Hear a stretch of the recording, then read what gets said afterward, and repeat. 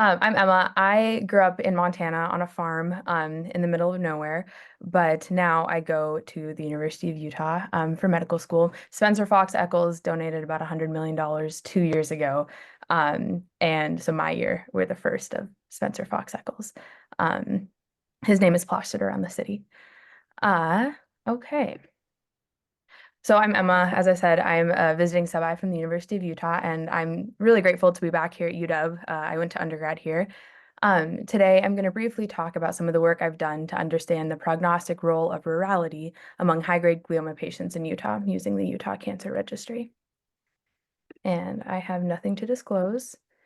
This morning, I'm going to briefly describe the utility of statewide cancer registries in neuro-onc research, and then discuss our findings in the prognostic value of rurality, which is defined as the population density in which a patient resides in the treatment and survival of high-grade gliomas at a statewide level. Population-based state cancer registries are organizations that are set up for the collection, storage, analysis, and interpretation of data on people with cancer. They utilize medical records and various reports, such as path reports and discharge summaries, as well as death certificates. And then these registries provide data that are fairly accessible and often in a large sample size.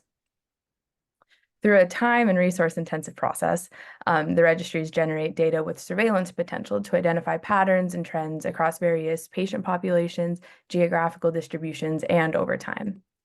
Cancer registries offer the potential to orient prevention efforts and healthcare planning while supporting epidemiologic, biomedical, health services research, all while ultimately aiming to frame public health policy.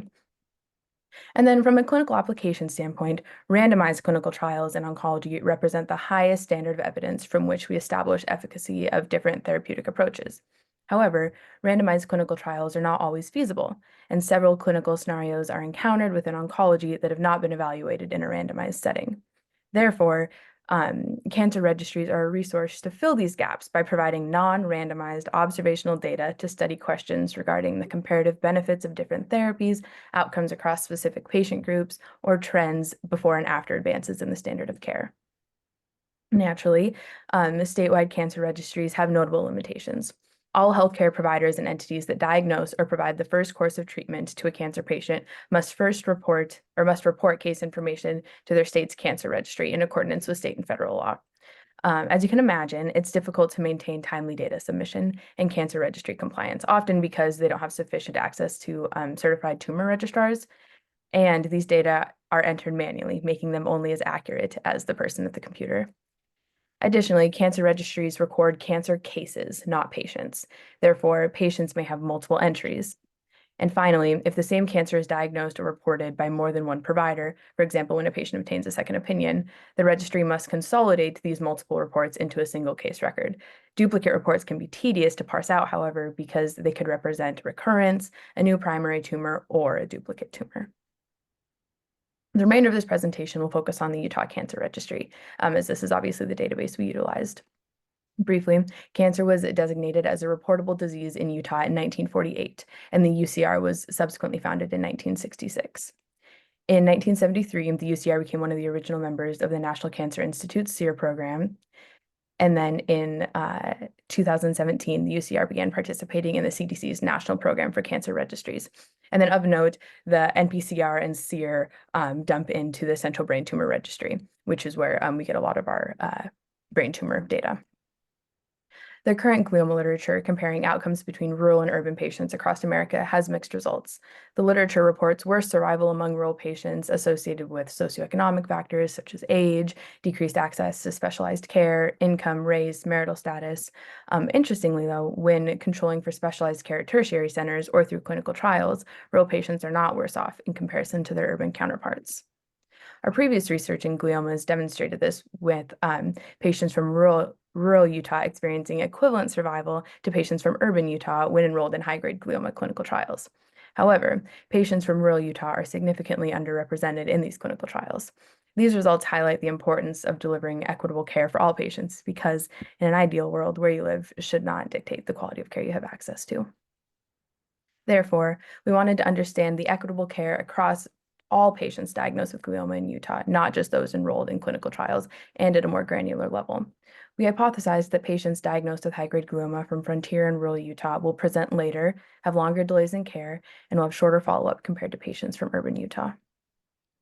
The Utah Department of Health and Human Services breaks down county population density into 3 categories: frontier, rural, and urban. Nearly 80% of Utah's population lives in this belt of dark counties, these urban counties, along the Wasatch Front. This star indicates Salt Lake City, where the University of Utah and the Huntsman Cancer Institute, our NCI Cancer Center, are. And then, as you can see, the further you get from this belt, the less dense counties become. Our retrospective study identified all patients diagnosed with high-grade glioma from 2000 to 2019, all of whom resided in Utah. Our cohort was predominantly male, with frontier and rural patients presenting at significantly older ages. And our cohort was predominantly white, shown in this light pink color on the first pies, and predominantly non-Hispanic, shown in this darker color in the second pies. Frontier patients traveled nearly twice as far as rural patients at almost 100 miles and nearly 10 times as far as urban patients to receive their treatment. Patients were predominantly married, shown in this dark red color, and this marital status distribution was consistent across each population density. The majority of our patients utilized Medicare or Medicaid in this like rose color versus private insurance in this orange color. And I was surprised that there was no significant difference observed in insurance status distribution across population densities. And then lastly, this poverty indicator describes the percent of a patient's community that lives at or below the poverty line. The majority of frontier patients live in areas where there are 10 to 20% of community members living at or below the poverty line, whereas urban patients live in more affluent areas where only less than 5 or 5 to 10% of community members meet this poverty criteria. This chart describes the tumor pathology across our cohort. Not surprisingly, the majority of high-grade gliomas were diagnosed as GBMs at 70 to 80% across population densities.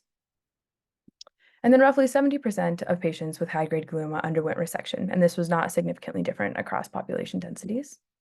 While frontier patients had nearly twice the delay from their diagnosis to surgery, this also wasn't statistically significant. And then lastly, we found no significant difference in the time from diagnosis to last known follow-up across population densities. In conclusion, patients from less dense populations are traveling farther, presenting at older ages, and are more likely to reside in low-income communities without experiencing differences in treatment delays or survival. We hypothesize this is due to the presence of our NCI Cancer Center with outreach and statewide access. We found similar results when looking at sinonasal malignancies and pituitary adenomas as well. I do believe there's something to be said about the relatively benign results we found, as this suggests this specific population of patients are generally receiving equitable care. This highlights the utility of these databases to perform checks and balances at a state, county, or institutional level to ensure that our resources are being funneled in the right direction. And then finally, statewide cancer registries provide access to local patient demographics, geography, and treatments in large sample sizes. This ultimately enables targeted interventions, policy formation, and equitable healthcare resource allocation at local levels. Again, ideally, presentations such as this do have benign findings. Statewide analyses allow for the opportunity to find targetable variables that are particularly relevant to the local patient population. And these variables can then be reasonably modified by local stakeholders in order to provide the most equitable care, in contrast to larger national analyses that remain fairly broad and less actionable. I received funding from our Rural and Underserved program at the University of Utah for these projects that we did. And I'd be remiss if I didn't thank Dr. Carsey and Dr. Jensen, who have been my primary mentors throughout medical school and these projects, as well as my colleague Cody, who is applying neurosurgery next year. And thank you. And thank you for letting me rotate for the last month. All right. So hello, everyone. Today I'm presenting work that I have taken a significant responsibility to lead in the past year. A quick disclosure is that the stimulation device that I use here was provided by a startup called Kaula Health. In this project, I addressed the need of a patient with refractory essential tremor. The condition is very common, and while there is an effective treatment through DBS, patients often show reluctance because of the side effects or the cost. And so people are hoping for something new, something less invasive. In thinking of a new therapy, then I looked back at the mechanism for DBS. And so DBS improve essential tremor symptom when implanted into the VIM nucleus of the thalamus, right? Knowing this, I asked if I could use the rest of the limb movement and stabilization network, which is kind of shown in that diagram on the right, to stimulate the VIM, especially if I can do it remotely. So here I apply something called transcutaneous afferent pattern stimulation. Transcutaneous means so that it's non-invasive. Afferent means making use of the sensory branches of the median radial nerve.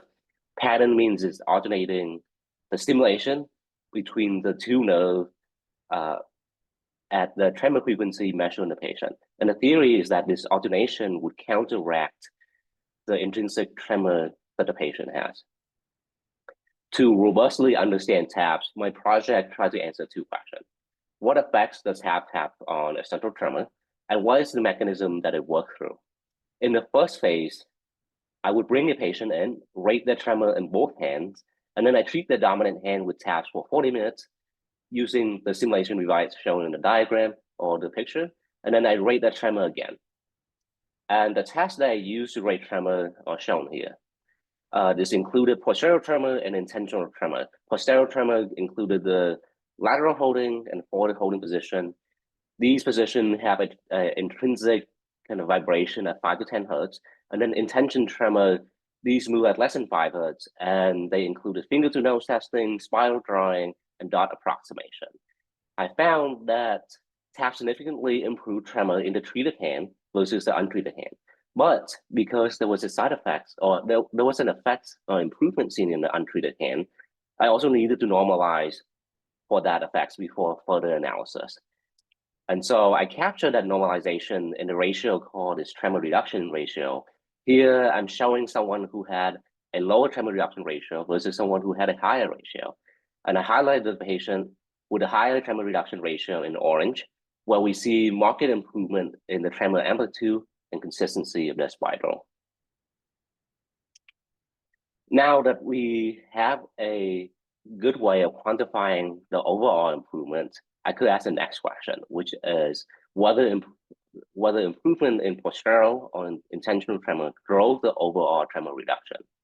So first, looking at postural tremor, with tremor reduction here on the y-axis, and on the x-axis showing a composite improvement of forward and lateral tremor. The numbering can be somewhat confusing, but we can interpret for significance using a horizontal line test. And if the line passes through the confidence band untouched, like shown here, the correlation is not significant. In contrast, what was a lot more exciting was the improvement in intentional tremor, where the intentional tremor improvement significantly correlated with tremor reduction. Now that we have quantified the clinical improvement, it was important then for me to go back into the brain to see if there were real changes. So this next phase of the experiment, it was in the operating room.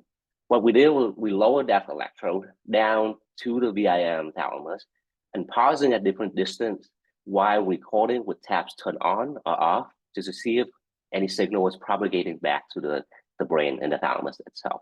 We did this at 10 millimeter above the target to 0 millimeter at target, and the target being the inferior posterior section of the VIM thalamus. With the signal that we recorded, we would take it back. I would isolate the local field potential. I bend them down to the frequency band and calculated something called a modulation index to compare the signal when TAPS treatment was on versus off. So to give you an intuition of how this index works, right, you can see in orange, which is when the index was high, there would be a gap in the area under the curve of the on state versus the off state, and this signifies that there was greater modulation in the local field potential. The initial analysis that I did with my data showed no meaningful correlation. There was a moment where I went, what am I missing? Is there actually no correlation, or there's something else? So this urged me to go back and study the anatomy of the thalamus, and I realized that the VIM is only about 5 millimeters in diameter. And so what I needed to do was segregate my data in two populations, one above and one below the 5 millimeter threshold. The Here shown in blue is a population above 5 millimeter, and red is a population below 5 millimeter. The first relationship that I studied was distant from the implant location along the x-axis, correlated with modulation of local field potential on the y-axis. You can apply the horizontal line test again to see for significance as we go along. And as opposed to outside the VM in blue, I show here how within the VM itself, in the graph highlighted in red, the closer that we got to the implant location, the greater we saw modulation of alpha local field potential. And this trend was only seen for the alpha band. So in addition to distance, it was also critical for me to check if the VAM responded differently among subjects with different clinical tremor response. So on the bottom left, again in red, I discovered that those with greater tremor reduction using TAPS, so along the x-axis, saw greater alpha modulation in the VIM nucleus, and this is one in the y-axis in the red plot. Moving on from local field potential, another important neural correlate is spiking activities, which measures action potential from one or a few neurons rather than all summative electrical activity in a broad area. And so I compare the spiking activities in the VIM when TAPS was on versus off, and calculated a modulation index in a similar fashion to the one I calculated for the local field potential. And on the left, I found that spiking activities decreases proximal to the implant location, but there was no difference among patients who saw greater tremor reduction. So that was a bit of information. I'm gonna take a second here to synthesize my thoughts. The study tried to uncover the mechanism of how tap stimulation of the wrist would propagate back to VIM. And so I needed to localize the effect site. What I discovered was that in the inferior posterior VIM, tremor reduction correlated with alpha local field potential, but not with spiking rates. And in combining these two findings, the potential mechanism here is that TAPS is modulating a node of cell right outside of the VIM.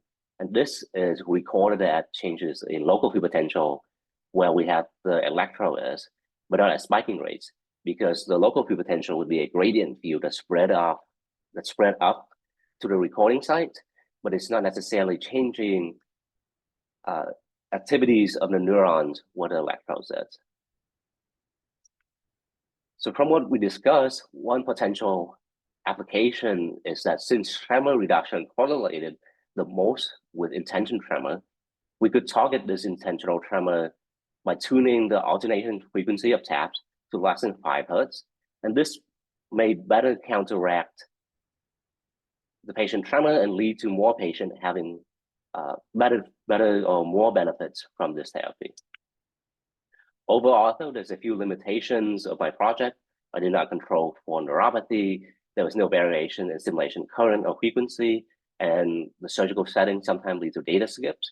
And so I'm actually already carrying out the next phase of the experiment where I'm bringing these patients back into the lab and recording the VIM in the outpatient setting using a longer recording session, which give me more data to potentially train a learning algorithm that would predict whether the patient would respond to this therapy or not, and what parameters would best give them therapeutic effects. All right, so I thank you for your attention and welcome any questions you have, and also thank you for all the mentees I've had on this project. Today I'll be talking about everyone's favorite topic, which is documentation and billing and coding, and more specifically how we created and implemented a standardized note template on TBI at our Level 1 Trauma Center institution. So the national trauma registries lack TBI specific data, so it's hard to get that granular kind of more specific data for these patients. So one of the ways that it is coded is through the abbreviated injury score, or AIS, and the injury severity score. The AIS is like a consensus-based severity scoring system that's going to classify injuries by specific body regions, and it gives you a 6-point scale. So for TBI specifically, I'll be focusing in on the head body region. AIS is utilized, so you get your head AIS score, and then that's utilized to calculate your overall injury severity score, which can then be used in trauma mortality risk estimation. When a patient or an encounter does not have accurate enough documentation, it's coded as not further specified, or NFS. And that can lead to inaccuracies in a coding measure, right? So if someone should have been coded as a 5, had an AIS score, and their injury severity score should have been higher, if you don't have the right amount of documentation, that can lead to a lower score for that patient. And then the ISS is made up of the 3 most severely injured body regions. And then those are squared and summed, and that gives you your overall injury severity score.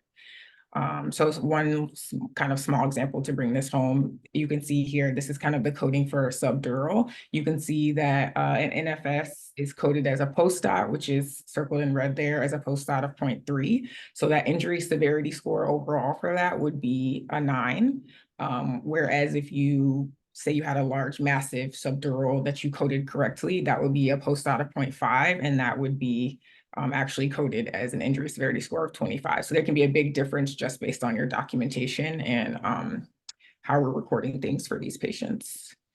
So standardized and templated HMPs have been shown to improve documentation throughout time. This study specifically looked at clinical predictors of TBI and found that things like age, admission GCS score, platelet count, all those things can be independent predictors of clinical prognosis in TBI, but only if they're recorded accurately, right?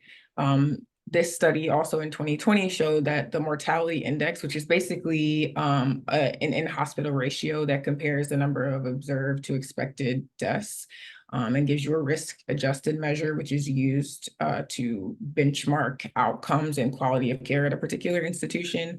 This showed that after they implemented standardized documentation, their average mortality index went from 1.11 down to 0.95 during just the first 6 months, which is an average difference of about 0.12, which is huge. Again, when you consider that this is a measure of quality of care, your institution, you're significantly reducing your observed to expected death rate there. So then just a little bit of background. I did this project through Metro Health, which is one of the 3 institutions in Cleveland. Our annual trauma volume around the time of this project was about a little over 6,400, and a little over 2,000 of those were coded as having a TBI injury. So that's about 30% of the total annual trauma for that year. Another important point that goes into this is that residents and APPs are the ones who see that these patients, and that's both trauma and neurosurgery residents, but all the neurosurgery residents at Metro are rotators from the Cleveland Clinic. Since they don't have their own level 1 trauma center, they come over to Metro to do all of their trauma rotations. So I think that's important in any sort of documentation, but specifically when you're trying to implement a certain policy, it's difficult when you have people coming in and out that aren't always there. And then we also utilized Digital Innovations, which is just our trauma registry software that we use to record these things. So this project kind of came from a lot of different groups looking at our overall injury severity coding, and they found that we had a significant amount of that was coded as not further specified. And we wanted to try to figure out how to get higher coding scores. And one of the first things that we thought about was doing a standardized documentation template. So the hypothesis that came from that is just that the utilization of this HMP template would increase over time, right? It takes time to implement, and it takes time to have actual uptake of this practice. We hypothesized that utilization of the NFS coding would decrease, and then our overall coding accuracy and efficiency for trauma registrars would improve as well. So this just boils down to, when you have cleaner data going into your trauma registry, you can have cleaner data coming out of it. So in about 2017, they developed, I wasn't quite there yet, a multidisciplinary team with trauma registrars, billing and coding, neurosurgeons, trauma surgeons, basically everyone who touches TBI coding, basically from the time the patient hits the door until the time I guess the bill is sent out or reimbursement is brought back in. We brought all of those groups in to really try to figure out what things needed to go into this template to make sure that we were capturing everything that we needed to on a billing side, and also not overwhelming providers and making sure that our documentation was accurate. So this was created and implemented in 2018. And then once I came in to med school in 2020, I floated the idea of doing kind of a retrospective audit.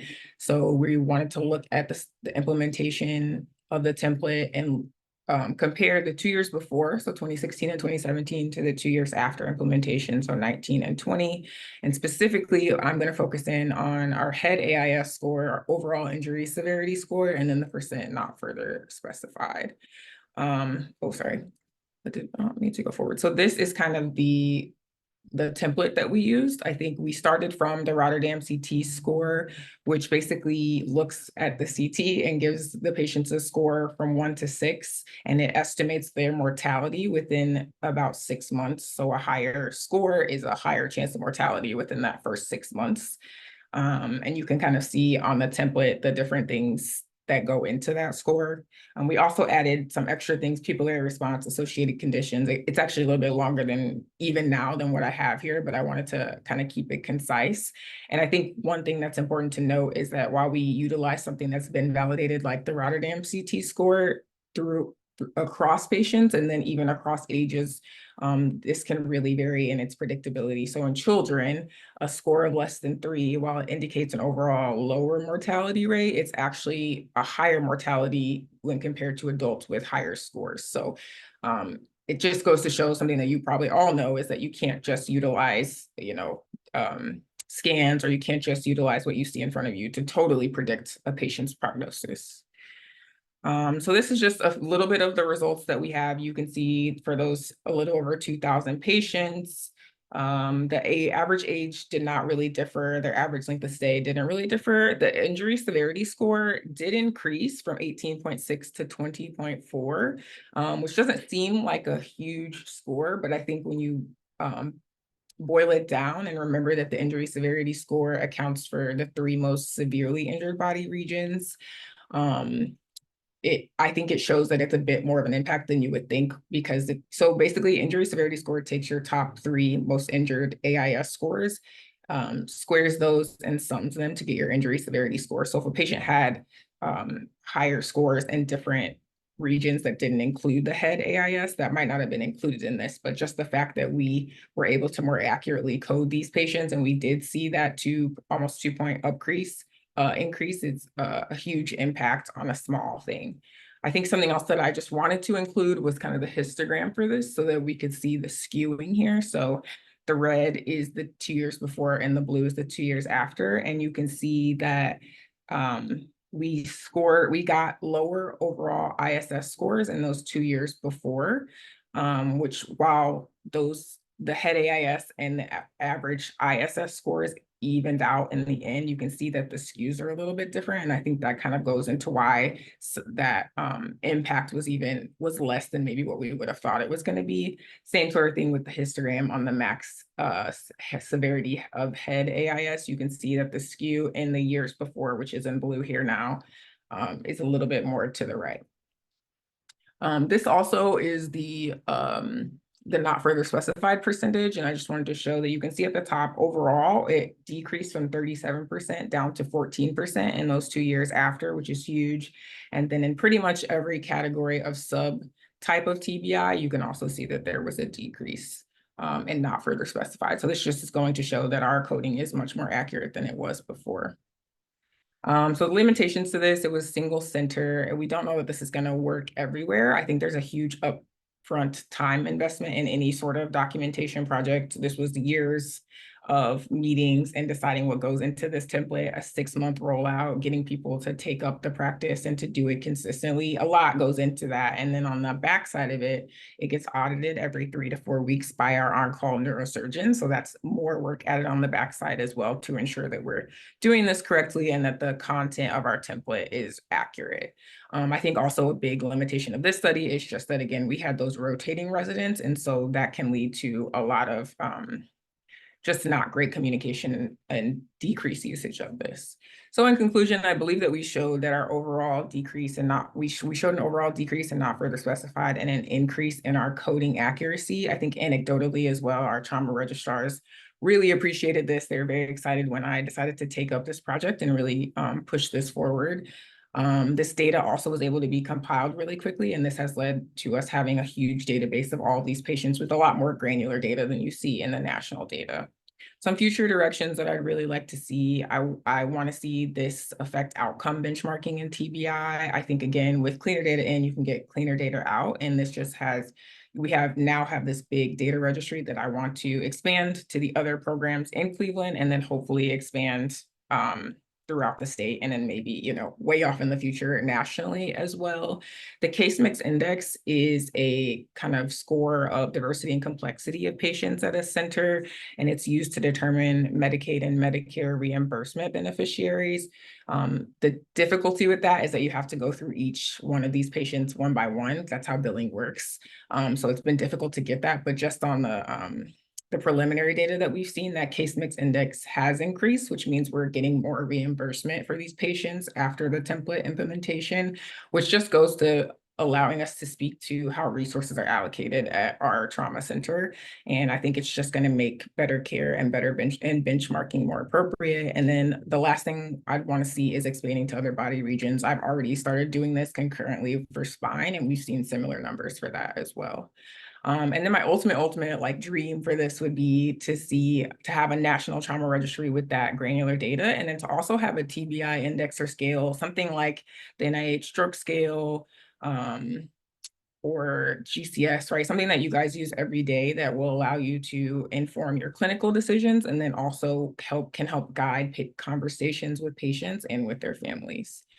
And with that, I just had a couple thank yous. The Neurotrauma Research Group and Dr. Kelly out of Metro were very important to this project. And then I just wanted to say thank you guys so much for having me this month. I've had a great time.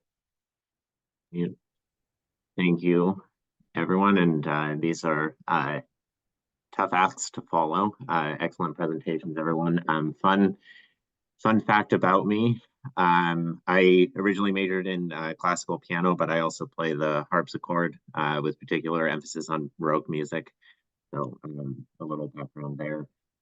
Today, I'd like to talk to you about a project that I'm working on, looking at cerebral circulation time and the proteomic composition of thrombi in acute stroke. So just to orient everyone, what do I mean by cerebral circulation time? It's essentially a measure of the transit through the cerebromicrovasculature. And in our study, we defined it as the time between opacification of the carotid siphon or the cavernous segment of the carotid artery, the internal carotid artery, and the appearance of the Rolandic vein or another parasagittal vein on digital subtraction angiography. And just to give you some more context, I just provided an example of how we do this. This is a patient with a right M1 large vessel occlusion after a TICI-3 thrombectomy. And if you look at this video, you can count that we go through 8 frames. And we started at the right as the carotid siphon appears. And then we wait until we see here this parasagittal vein appear. And we know that that was 8 frames, and our resolution is 2 frames per second. And therefore, we get an approximate cerebral circulation time of 4 seconds. Just to contextualize this a bit more, this is a unique circulation in the body because it's subject to the forces of ICP once the carotid artery enters the skull. And the limiting factor here is the capillary beds with the lowest resistance generally in that circulation. So the point of measuring from those points is to capture the transit time through there, through the microcirculation. And I think this has been shown to have some interesting clinical implications. Previous studies have shown that longer CCT is associated with worse functional outcomes. And CCT is a readily accessible radiologic parameter. And these are just examples of 2 studies in Journal of Neurointerventional Surgery and in the Journal of the American Heart Association in the last couple of years. Their methods were a little different than ours for measuring CCT, but the trend was that a modified Rankin score greater than 2 or a poor outcome was associated with a longer cerebral circulation time. So our patient cohort and methods were, we had 55 patients who underwent thrombectomy for an anterior circulation large vessel occlusion, and for whom we had samples of evacuated thrombi. And we included only those with greater than TQ2B recanalization. And then we stratified by halves into the fastest 50% of cerebral circulation time and the slowest 50% of cerebral circulation time. And then we looked at the proteomic composition of those thrombi with mass spectrometry. So first, just to orient you to these plots, these are the results of the proteomic analysis, and these are volcano plots. Each point that you see on the plot represents a unique protein. The horizontal line, anything above that is going to represent a protein that was significantly enriched compared to control. And then the x-axis is going to be the log-fold change of the values. So essentially comparing individual CCT values to the median. And just to, if you take nothing else away, know that this upper right segment would represent patients in the prolonged CCT group, and in the upper left quadrant would represent the rapid CCT group. And then you can further now break this down by groups of proteins that are related to either certain cell types or known functions. And so in the prolonged CCT group, we see an interesting pattern that there's significant enrichment of proteins associated with inflammatory cells, and particularly those involved in the innate immune response, neutrophils, eosinophils, and macrophages. And that's all very interesting, but you can take this further and look at the actual, when we codify what do those proteins actually do, they fall into known functional pathways within those cells. And so we can look at these databases that, really codify the functions of these proteins. And we see that in the prolonged CCT group, longer bars here represent greater enrichment of these pathways. We see significant upregulation of the neutrophil extracellular trap formation, and I'll describe the significance of that in the next slide. And we also see, again, upregulation of the innate immune system and neutrophil degranulation in the other database. So this points us to a recurring theme that has been shown in acute stroke, particularly that of immunothrombosis. And the fact that we're seeing this neutrophil extracellular trap markers is interesting, because this is the neutrophil extracellular trap is believed to be a mechanism of the innate immune system that can lead to platelet aggregation and to activation of the coagulation cascade and the complement pathway. In, when it's functioning as it's supposed to, it's believed to destroy pathogens in the microcirculation. But in acute stroke, it's been associated with procedural durations, number of passes, no reflow phenomenon, and the fetal reperfusion, all associated with inferior outcomes. And now we've shown it to be associated with prolonged CCT, which has also been associated with inferior outcomes.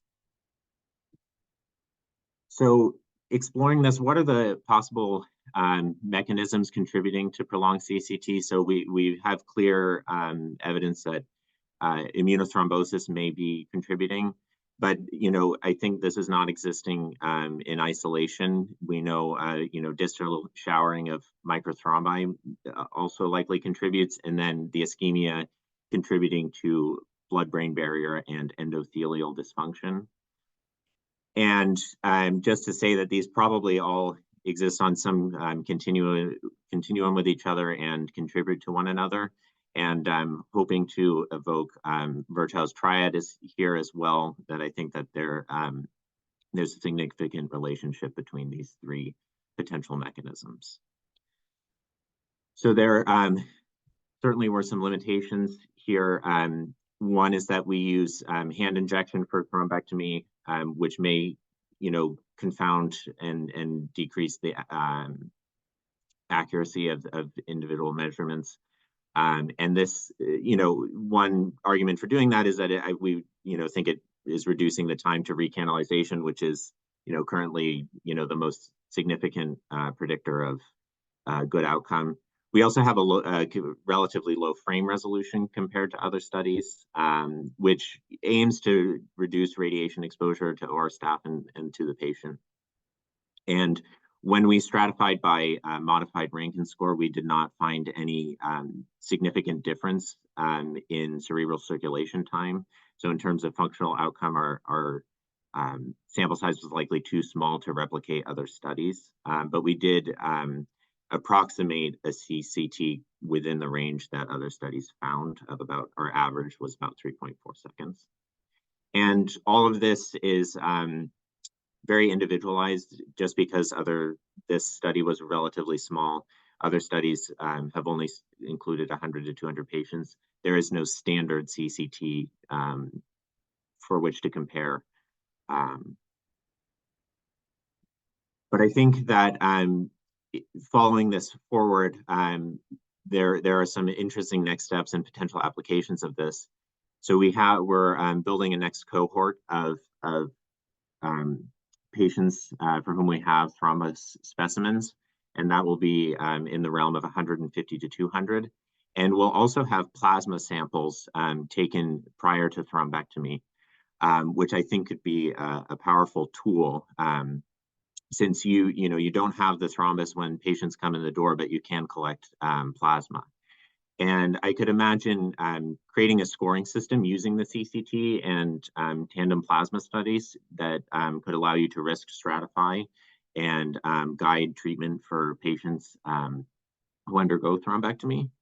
And I think that it opens up an ongoing discussion. I think that in the stroke literature is that really our evidence-based treatments for ischemic stroke rely on, time to recanalization with thrombectomy and targeting the thrombus with TPA.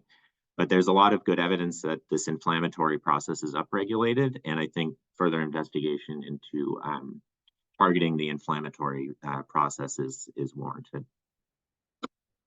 So all of this doesn't happen without mentorship and co-conspirators. So thank you to all these who have helped with the research, and to the neurosurgery department here for having me over the last month, the faculty, residents, OR staff, Megan and Julie. Thank you so much for having me.